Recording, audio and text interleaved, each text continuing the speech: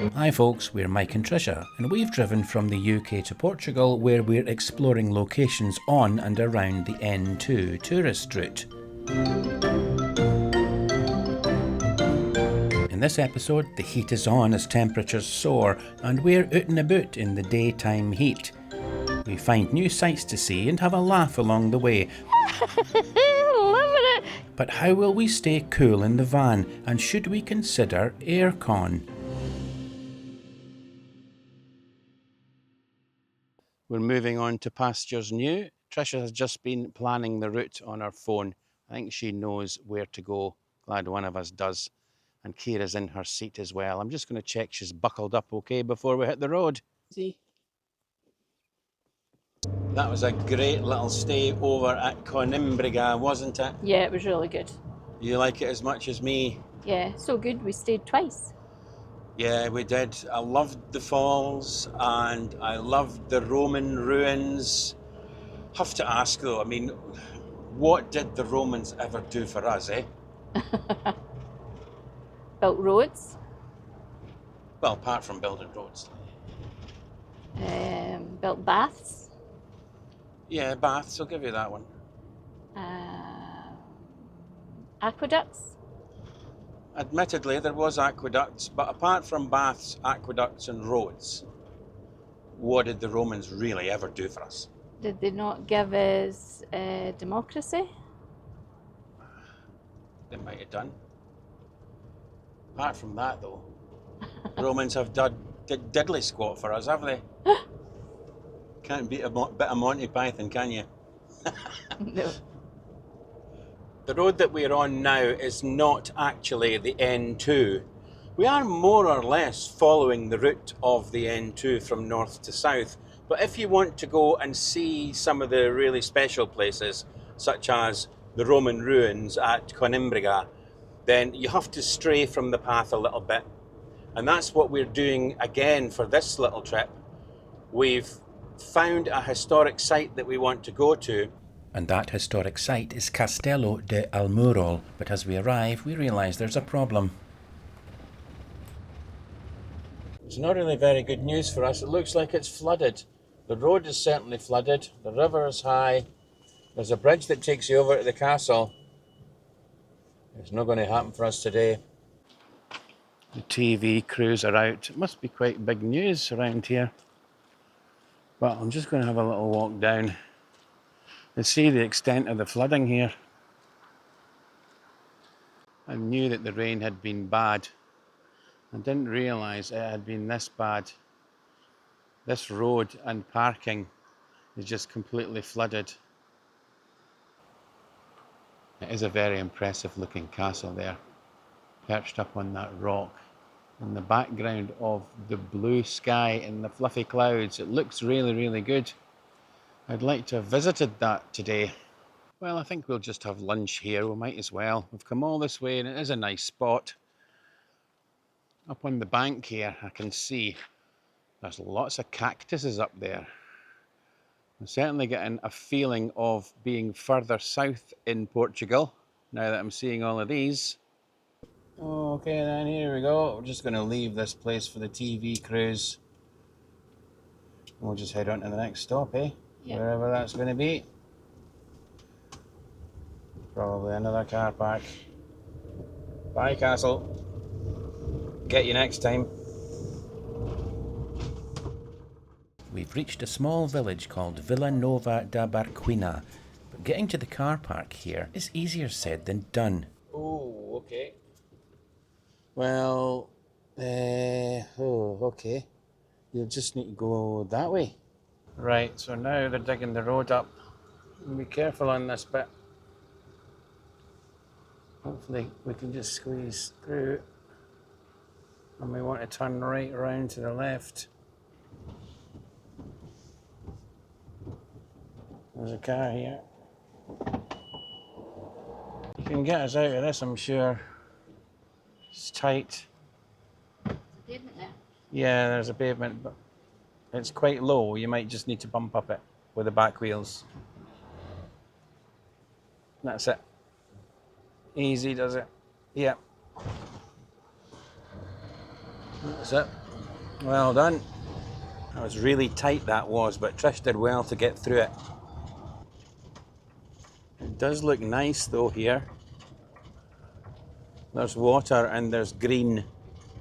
And it looks like there's a little restaurant or something over there. Yeah, lots of green grass for Kira to have a wee runabout on. I'd be inclined just to park beside this car here. Yeah. Yeah, I think this will do us. There's a little bit of shade, which is nice. Just need to check that there's not any no parking, overnight parking signs. Yeah, we're going to be absolutely fine here. There's a services area for motorhomes and camper vans. So it's great. We're just going to take Kira for some ball play now. She really needs it. She's been stuck in that van for a while. She was really needing this good run around and she just looks so happy. We've come to a piece of art in this park. See the white building behind me with the red door? That's art. It says on the board here, in this piece, an unexpected object turns into material for a sculpture. Industrial storage boxes are used for bricks, which the artist uses to build a prefabricated house. Yes, it's a very interesting piece. Do you note the way that the artist has placed these baskets so that they look like they're falling off the roof of the structure? Ingenious, really. That was a really nice walk around the park. Kira was needing a good run around. I'm just a bit disappointed that I didn't get to see that castle because I like our videos to have a meat and two veg. If you don't know what I mean, well, meat is where we get to go out and show you something that's like, wow. You know, we like to go places where there's something to film, something that we can really get our teeth into. An old historic building, a castle, or just something that's really film worthy. You know, that's one of the reasons why we do this. And, well, the veg is the stuff that goes along with that, you know, all of the kind of chit chat that we have in the van. The stuff that maybe you fast forward, but I quite like it because it kind of sets the scene a little bit. It lets you see what it's like for us being away on holiday in the van. So today, all we've had is veg. No meat at all because we didn't get into the castle. So tomorrow, maybe we'll find some meat tomorrow. Right, let's go then. Moving on to pastures new. Yep. That was a good park up, that one. It was very good. But then we have the same problems getting out of the village that we had getting in. It's taking us round in a circle. Yeah, but I think it suddenly realised that one of the roads is cut off. Got a feeling of deja vu. Very deja vu. Right, we're back on this road again. Where did you go the last time? That Straight way? on, so I'm going up this way. Going up this way this time. And if this doesn't take us out of the village, we're in big trouble. Maybe it's one of these villages that you're stuck in forever. Yeah. There was a series about that on Netflix recently, wasn't there? We started to watch it. Yeah, I can't remember what it was called. And I think we gave up after one or two episodes. But anyway, we've managed to escape this village. My goodness. We've just went over a bridge and it was like being sucked into a giant wormhole and pushed all the way to our destination. Well, is this meat? This is meat. Good. Just because it's a castle, that's not the reason it's meat. I know we do a lot of castles, but, you know, meat is just something that's film-worthy. This is going to be film-worthy. There's a lovely village down there too, so I'm thinking, have a wee walk along the castle wall. And then I'm thinking, because of the weather, I'm thinking beer, to be honest. What are you thinking? Well, we'll have a walk and then see. See what? Where we can find a beer? That's where we are, Castello de Montaltimore on Novo. I don't think there's a UR here. Oh yeah, is that it there? UR here, that must be where we are. Yeah.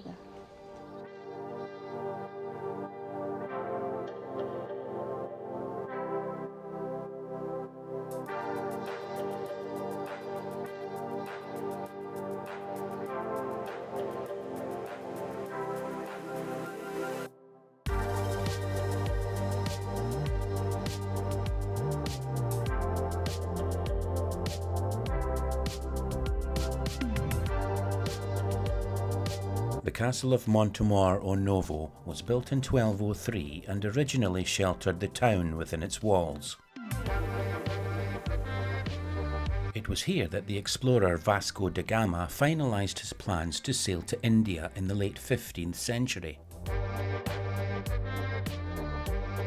Da Gama was the first European to sail to India from Europe by rounding Africa's Cape of Good Hope.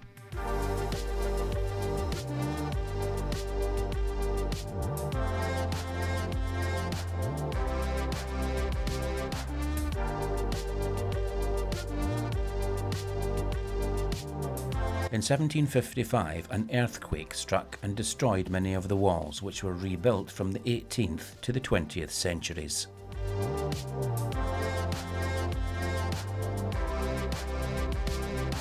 There are fantastic views from the castle, since it's built on a hill, the highest point in the parish of Nossa Senhora da Vila in the district of Evora.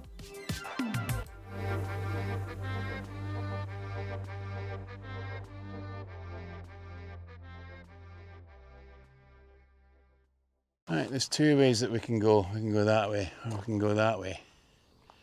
Trish has chosen that way. There's a little courtyard here, and that church, 1883, I don't think it's used anymore. And from the courtyard into this little bit of a tunnel.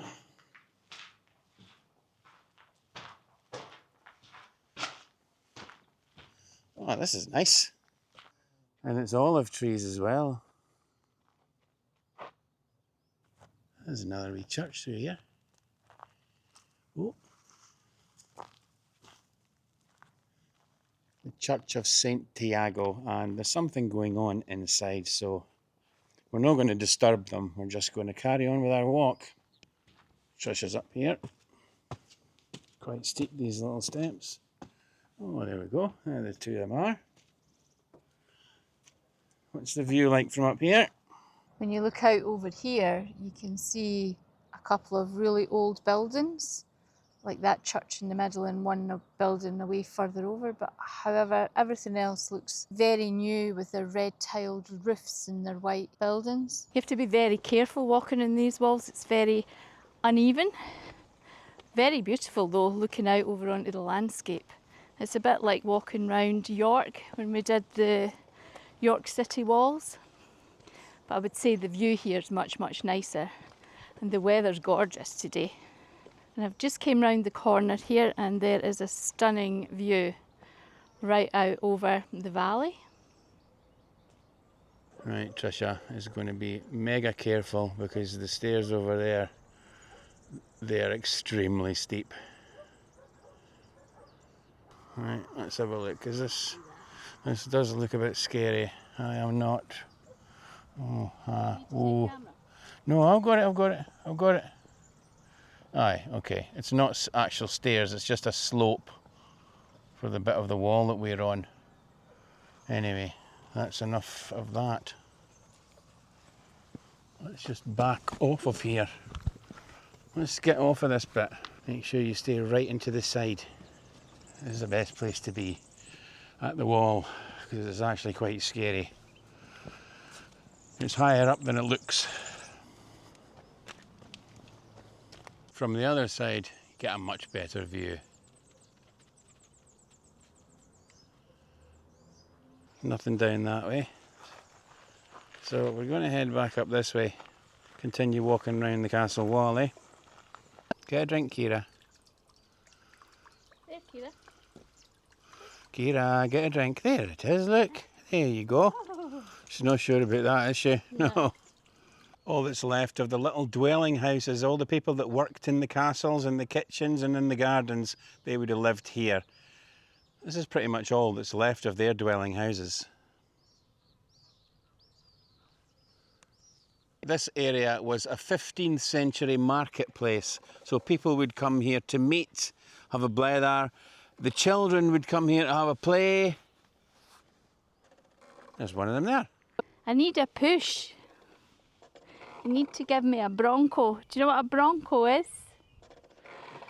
When I was wee, we used to go up the swing parks and the guys would put their foot on here and swing it, and then they would jump off and you would be really high.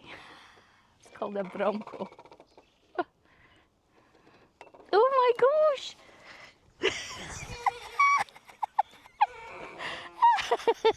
Loving it! Kira, Kira, out the road. Kira, Kira, out the road. Kira!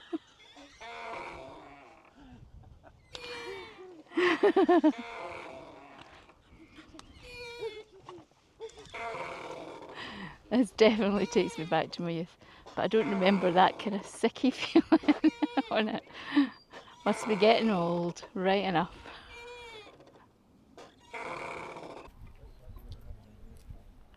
Go on then, Rapunzel. What doing your hair, hen? I guess she's no in the day. The Palace of the Alcades, or Alcades, the official residence of the Alcades of the village. The courts of 1477 to 95 were held here, and it also housed monarchs when they were passing through. This is a 14th century church, or at least what's left of it. The Church of St. Maria d'Obispo, and it's been renovated several times over the years, but I think they've given up in the end. I can see the archway up there. That's obviously been made of bricks, and it's been plastered on the inside. There is a little bit of detail here and there, but mostly it's been left for Mother Nature to claim back. There's the van. And it's probably going to be baking hot in the van. It's really warm now. I could feel the back of my neck burning. I've temporarily flipped my cap round the other way just to give my neck a little bit of shade from the sun. I could definitely feel it starting to burn, and Trisha has ever so kindly went into the fridge and got me a beer. The van inside is like an oven, honestly. We've opened a couple of windows. What we've found the best thing to do actually is open the back door along with the side door, and then you get a draft going right through, and the skylight as well. If you've got that draft going through, the van soon cools down, even in this heat. Oh, what can I say? You're a wee star, you're a wee star. Yeah, she definitely spoils me.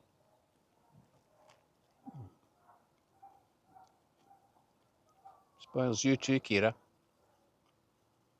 We've moved on. We just had to get away from that place. Honestly, there was no shade, and we were just so hot. So I jumped in the van, and we managed to get the air conditioning on in the cab. And after a little while, it cooled us all down. So we're in a place now called Evora, and it's a huge car park.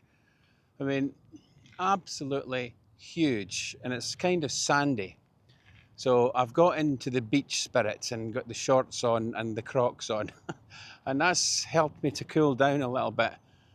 Remarkably, Kira has been okay. She's the one that normally gets too hot, being black and having all that hair. There they are, playing ball together, and she's had plenty of water. We've put the water down here for her, and she's been coming over and having a drink, so she's been absolutely fine. It's just the two of us that have been melting away, so we have. There are some clouds about, so we are getting a little bit of shade now and again, but we need to have a chat about what to do in the van when it gets so hot. You see, we don't have any air conditioning, we don't have any fans, other than a little USB fan that Trisha plugs in at night when it gets too hot. But we are going to have a serious think about where we come in the van when it gets hot like this, and is there anything that we can do in the van to cool ourselves down. The first thing obviously we can do is drink plenty of water, and we keep a bottle in the fridge. Even Kira gets the water out of the fridge, doesn't she? She likes cold water. Yeah, she does. Just like all of us, she's exactly the same. She likes to have her cold water as well. And as soon as it's in the bowl, she's straight in. Can't blame her for that, can you? And then obviously we've got the shower as well. And we both have showers regularly because it's the best way to cool down, really. It wasn't high up on our list when we were looking at vans, but the more we thought about it, yeah, it just became something that we both really wanted. And I'm so glad that we've got it. We've got the two skylights as well in this van, one at the front and one at the back. They're both very big. It's open full at the moment. And we've got the bug screen across. That helps us to get a little bit of a draft through the van. Similarly, at the back of the van, we've got a really big skylight too. It opens up full, just like the one at the front. And we can put the bug screen across on this one as well. And the windows on both sides of the bed here, well, neither of them open. They've both got brackets on them and they're effectively screwed in place. You can't open them at all. I think on the door side, it's a bit of a safety feature. You know, if you're opening the side door, you can't hit the window because it can't open. But it's just as well we've got the skylight, because otherwise we would be roasting in here. And Trish has got a little fan that she uses too to cool herself down at night. I found this little cool spot right at the back of the van with the doors open. Yeah, it's in full sun, but I can feel the breeze going through the van. It seems to draw it through somehow, and it's really quite nice sitting here. The skylight that's above the bed, that's the thing that we'd been thinking about. Should we do something with that and maybe even get an air conditioning unit or a fan in there? Kira, you cooled down now, Kira? Is Mummy cooled down? Yeah, I'm actually cool down. You having a wee sangria? Yeah, mixed with some mango and orange juice, just to finish it off. Keep you cool. Have you cooled down then? Yeah, yeah. What's your thoughts about a fan or an aircon unit? So I've been reading up about aircon units, and you can get them to run off your leisure battery. However, what people are saying is, like our battery that we got replaced, it would last maybe up to, you would get 4 hours out of it. Well, that's no any good, because we would want it running to keep us cool. That's no use at all. That would be us back to square one, because we were only getting, remember, we were just getting overnight with the fridge before we got the leisure battery, and we wanted to get away from that. We wanted to have plenty of power. And I think we're both agreed that, you know, the campsite situation now it's not really what we want to do. No, I don't think that's what we want to do. Having done this trip and used Park for Night app, I find it's really, really good, and it's given me the confidence to actually do these types of park ups. So what we've done is looked at one place and thought, well, if we can't get in there, then I've got another place. And I joined Park for Night, and what you can do is you can like bookmark it, so star it as part of your favourites. So it means that you can plan a wee bit ahead and know where you're going to go. And then you just press itinerary, and it'll go to Google Maps and it'll take you to it. So it's really, really good. Okay, so you're ruling out the air conditioning unit then, that's what you're saying? Yes, I'm ruling out the aircon unit. As much as I would love it to be really freezing, I think having aircon's too much. So I would consider, I've seen maxi fans or a fan, and what we could do is get one put in above the bed, because the vent that we use above the bed, we've usually got it closed anyway, like the shutter closed over anyway. So it will probably make sense to see if we could get one to fit there. Yeah, that's probably quite a good option. Either that, or we could just drink lots of beer to keep cool. It might be cheaper than getting a fan. No, it won't be. How can you drink beer when you're trying to get to sleep? Don't be so silly. It would maybe knock you out, but you'll still be roasting. So no, we'll not be drinking lots of beer. Well, how much is a fan going to cost us though? I've looked at them, and I think, I don't know if that includes fitting, but a fan's probably about £400 odd, whereas aircon units are over 1,000, so it's a lot cheaper. It's a bit more affordable, isn't it? Yeah, it is more affordable, yeah. But would that not just be soaking in the warm air from outside and just circulating warm air in the van? Is it really going to cool you down? I think it does. However, we need to research it a bit more and find out a wee bit more about it. But if you've got any experience of that type of fan, let us know.